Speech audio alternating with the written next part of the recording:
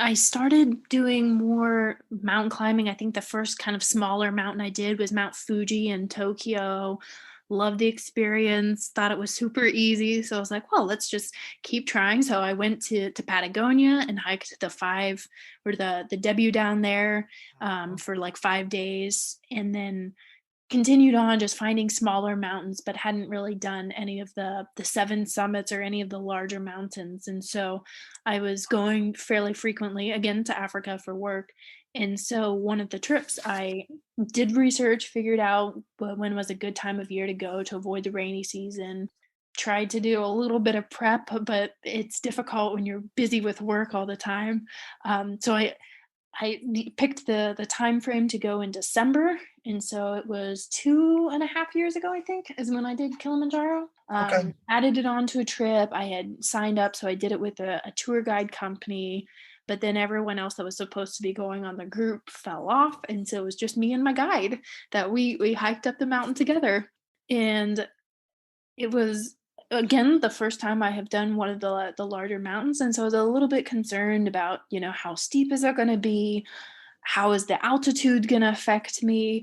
And I was super surprised of it's not an incredibly difficult climb. It's just you keep walking. And I think again for people who are in the military, you're like, oh, that's not bad. You just put your head Right. down, you just keep walking. And the guide was constantly telling me, oh, poli poli, which is Holy Swahili. moly. I know you would recognize that term. Slowly, slowly. That's how we climb the mountain. And Yep. it was a very nice, relaxed pace. It poured rain for the first, I think, day and maybe day and a half. And then it cleared up and we had beautiful weather on the trail. There weren't too many people because it was closer to the off season. And it was a great experience. So getting up to the top, we did it in a little bit quicker time because he let me just keep going. And it was very fun. Pick up some Swahili phrases. Everyone's singing and dancing around the little Yeah.